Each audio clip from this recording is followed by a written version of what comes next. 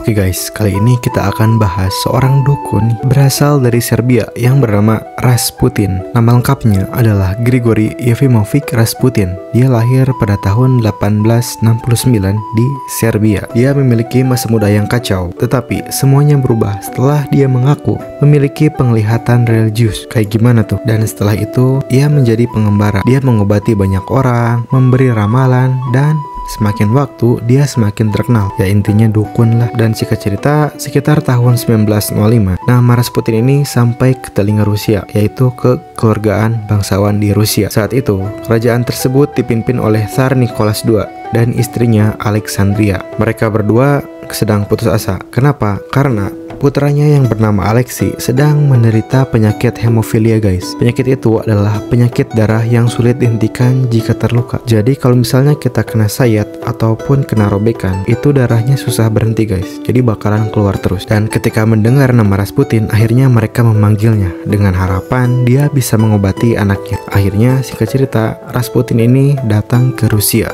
dari Serbia, dan katanya Rasputin ini berhasil mengobati anaknya. Dan anehnya, setiap Alexei kritis, Rasputin ini datang dan berhasil menenangkan anaknya. Bahkan konon katanya disebut-sebut ia bisa menghentikan pendarahannya hanya lewat tatapan dan doa. Percaya gak guys? Cuman diliatin doang darahnya langsung berhenti. Dan orang-orang mempercayainya dia memiliki kekuatan supranatural. Dan meski dokter menganggap itu hanyalah efek sugesti atau ketenangan psikis, dan itu sangat masuk akal guys, dimana dia sudah terkenal dan banyak orang-orang yang berhasil diobati oleh dia. Dan hal tersebut memberikan efek sugesti kepada sang anak sehingga dia merasa dia sudah sembuh, padahal itu hanya sugesti. Dan karena itu Ratu Alexandra sangat memuja Rasputin. Dia sangat mempercayai Rasputin. Bahkan dia bilang bahwa hanya Rasputin lah yang bisa menjaga dan merawat anaknya. Gokil. Tetapi hal tersebut membuat bangsawan lain merasa risih kepada Rasputin. Rasputin dianggap mengendalikan kerajaan dari balik bayangan atau dari balik layar. Dan meskipun Rasputin ini dipuja-puja oleh banyak orang dan dianggap suci oleh banyak orang, tetapi Rasputin memiliki hidup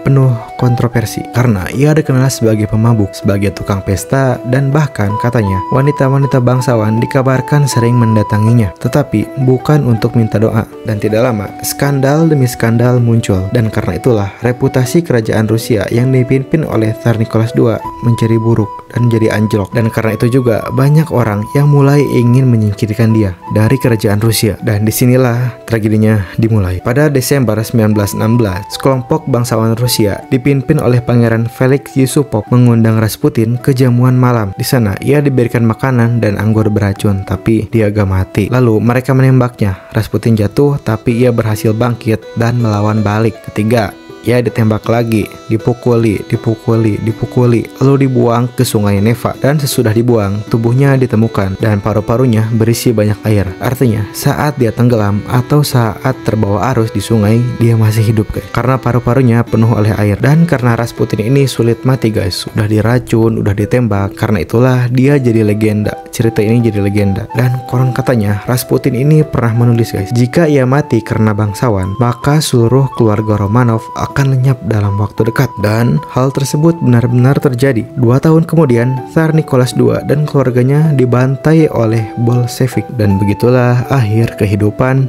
Rasputin. Next, bahas apa lagi?